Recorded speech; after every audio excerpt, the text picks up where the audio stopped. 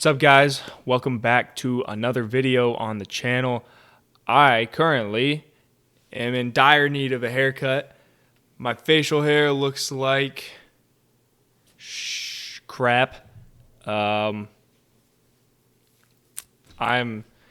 agonizingly sore from the gym, and I'm drowning in a bit of schoolwork. But I got to get the video out. And I know it's been a bit boring because I've only been making the NFL week predictions, but luckily for you and me, because I was getting a little bit bored too, not going to lie. I have another video in the works that I'm planning to get out this week. I know I said I would get the hot or not out last week, but I honestly forgot about it. So I'm going to have 2 out this week, hopefully. But yeah, let's just jump in. Week 10, I think last week I got 4 wrong. Can't quite remember, but we are currently sitting at 84 and 50 something. But we're looking for another good week. It was another rough week to pick from, but we'll jump straight in. I got my notes here. And of course, we're starting off with another shitty primetime game, and that is the Panthers and the Bears. And regardless of the winner in this one, it's going to be one of the picks is going up and one of them is going down. And both of them happen to be the Bears picks. So call it a win-win or a lose-lose or a win-lose, whatever you want to call it. One of these picks is getting worse and one of them is getting better. With that said, we need to fire whoever is scheduling the primetime games because teams that are supposed to be good is really not panning out lately, especially with both of these teams. Teams that I didn't think that were going to be good, but hey, I don't really have time to be scheduling primetime games anyway. And after last week, although both teams are bad, I think that the Bears showed me more. One, because they almost beat the Saints, and I was actually scared for a second that Teabag was going to teabag their defense the whole entire game. Luckily, they did end up forcing 5 takeaways and still only won by a touchdown. The Panthers threw 2 pick sixes last week to the Colts defense that is not very good. So with adding those both together, I'm going to take the Bears, reluctantly picking the Bears to win TNF. Next, we have the Browns and the Ravens. The Ravens might be the best team in the league, but Cleveland is also a really good team, and they've been battling injuries all year. I feel like I say it every time, but I'm going to say it every time because they're fighting through a Nick Chubb injury. They've had Deshaun Watson injuries, and they've still managed to become 5-3 and one of the scarier teams in the league, I'd say. I think it's going to be a close game. Like I said, they're both good. They're both good on both sides. Gus Edwards, has been popping off. I think he's had back-to-back games with multiple scores. Keaton Mitchell just popped off. Their run game really has just been super productive. Their offense has just been productive in general. They just smacked the Seahawks last game. And I think that Baltimore has been too dominant for me to pick against them, and they are the home team, so I'm going to pick the Ravens. Next, we have Indy and New England. The Patriots blow.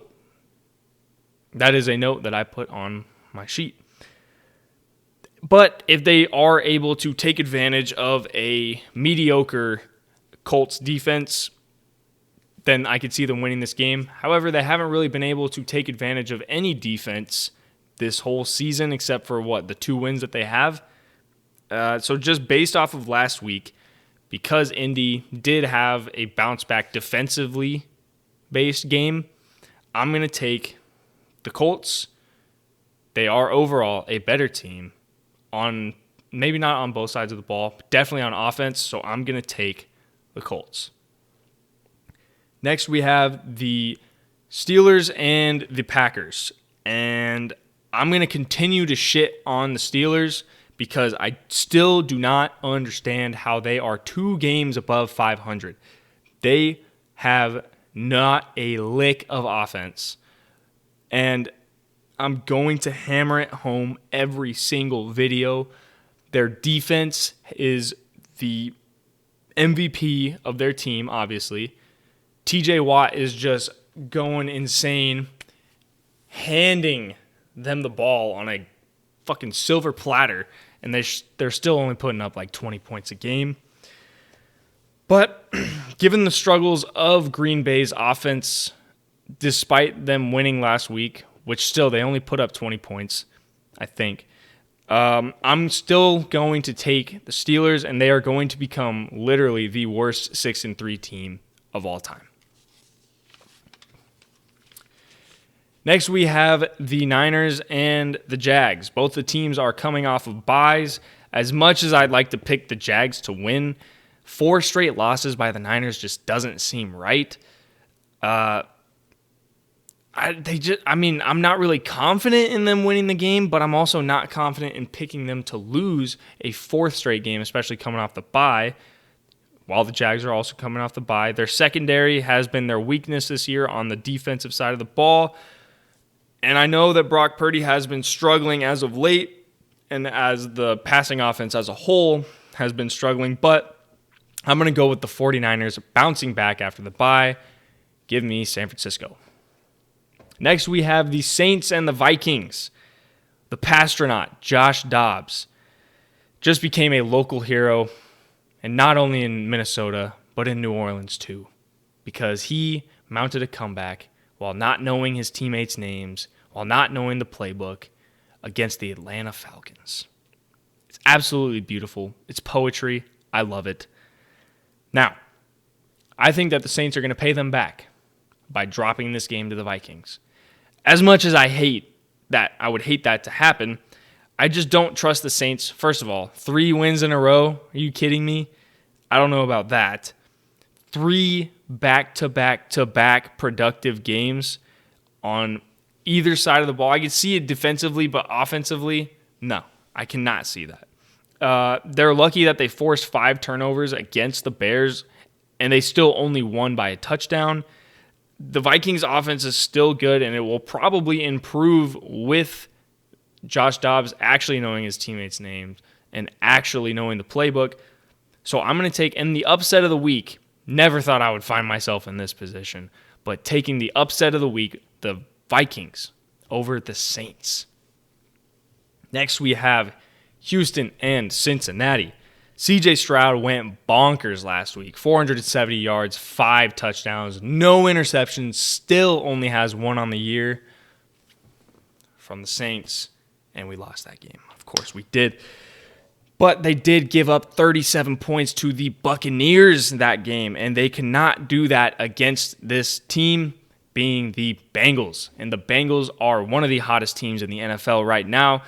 They like to start off the year shitty because that's just what they do, but once they get it going, they are one of the most unstoppable teams in the league, let alone offensively. So I'm going to take the Bengals. Next, we have the Titans and the Buccaneers. Speaking of the Buccaneers, they are hosting Tennessee, a Tennessee team that is winless on the road. However, they do have Will Levis now, and I believe only one of those losses is under Will Levis, and that was last week at Pittsburgh. They are, this is a hard game to pick because they're both really not great teams. But I'm going to take the Bucs just based on the Titans' road record so far. Follow the trends. Give me the Buccaneers. Lions and the Chargers. The scariest 4-4 team of all time, the Los Angeles Chargers. Just kidding. They're overrated. They're skyrocketing through the power rankings, whether it's The Score, ESPN, Bleacher Report, any other sports website, media thing you could think of. They were at number 10 in one of the power rankings, and that is just flat out ridiculous. Their offense struggled against the Jets, as many of the offenses that have faced New York have, and a lot of the elite quarterbacks have also struggled. Not sure if Justin Herbert threw a touchdown. He did not have very many yards, and his completion percentage was around 50%, I believe. So, not great. I don't think that they're going to fare too well against a team that has an actual offense and a decent defense, or a pretty good defense. So, give me the Lions off of a bye. Next, we have the Falcons and the Cardinals. The Falcons have been falling apart lately. They don't really have their guy at quarterback, which they haven't all year, really, but now they're going kind of back and forth through Taylor Heineke and Desmond Ridder. Bijan Robinson, I don't know what's going on with him. Jonnu Smith has been their biggest offensive threat this season, oddly enough. And it's going to come down to one thing. I honestly wanted to pick the Falcons because I thought, the Cardinals probably going to get the number one pick this year. They're not really doing great. They're a one-win team. But you know what? They are getting back Kyler Murray. And when that was brought to my attention, I said, you know what? Maybe I'll take the Cardinals because that is a huge piece of their offense. And their defense is, it started off pretty good, but your defense can't do that much when your offense is terrible. So with the addition of Kyler Murray, I think that this team is going to be a lot more competitive. They're at home. Kyler Murray return / homecoming. Give me the Cardinals over the Falcons. Next, we have the Giants and the Cowboys. The Giants are bad at football. The Cowboys are good at football. I could dive deep into this game, but I'm not going to because everybody knows what I'm going to pick. I'm picking the Cowboys. Oh, yeah. Lock them up, too. Lock of the week. Next, we have the Commanders and the Seahawks. Last week made this game seem a little bit more interesting.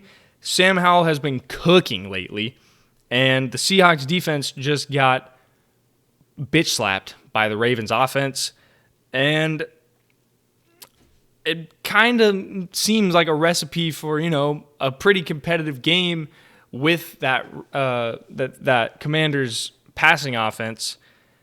But I don't want one game to dictate the whole entire season of Seattle because they've been a great team up until that point against the Ravens, but I want to give more credit to the Ravens than I do want to discredit Seattle. So while it may be closer than I originally thought it was going to be, I'm going to take the Seahawks. And on Sunday night, an absolute banger, the Jets and the Raiders. Again, prime time. What are we doing here? I know it was supposed to be Aaron Rodgers, and the Raiders are a very popular team nationwide, but come on, bro. Come on. The Raiders look like a whole different team under Antonio Pierce, though, smoking cigars in the locker room, putting up more points in the first half than they had all year in 4 quarters under Josh McDaniels. The Jets are fighting for their life right now. They got Robert Saleh pleading the fifth. Why don't they put Trevor Siemian in? I don't know.